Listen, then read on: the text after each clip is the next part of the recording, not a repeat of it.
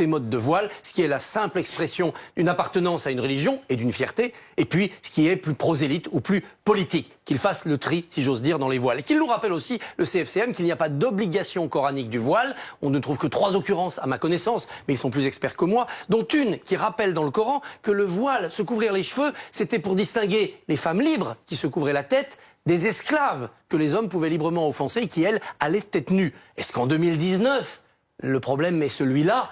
Distinguer des femmes libres qui se voileraient des esclaves? Non. On voit bien qu'il n'y a plus de résolution historique, qu'il n'y a plus de justification religieuse à ce port du voile. Et ça, le CFCM peut le rappeler. Est-ce que ça peut régler d'éventuels problèmes entre l'islam et la société et surtout éviter les polémiques récurrentes? Non, je ne crois pas. Puis les polémiques sont récurrentes parce qu'on ne va pas au bout des polémiques. Et là, ce qu'il faut, c'est aller au bout de la polémique. On va avoir les vérités, les propositions du CFCM, on a la position des plus laïcards, on a la position des plus tolérants, on a vu des divergences jusqu'au sein du gouvernement. Posons le débat. Et la société, face à elle-même, va décider ce qui désormais est définitivement admis, définitivement interdit, et ce qui est un peu dans les zones grises, et puis qui peut continuer une discussion démocratique. Par exemple, les sorties scolaires, est-ce qu'on est hors de l'école, puisque sortie, ou est-ce qu'on est dans l'école, puisque scolaire? Ça peut s'arbitrer presque au cas par cas, quartier par quartier, école par école. Mais en fonction de ces propositions, Christophe, est-ce qu'il faudra, je sais pas, une nouvelle loi, de nouveaux interdits? Qu'est-ce qu'on fera de ces propositions? Moi, je pense qu'il faudra un jour remettre à plat notre loi de 1905, qui parle très peu de religion,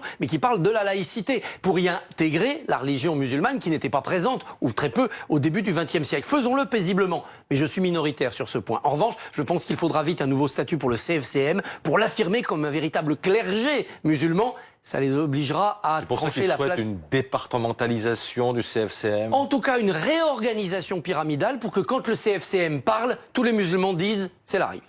Le pourquoi du 6h50. Pourquoi Myriam El Khomri a-t-elle sa place au gouvernement?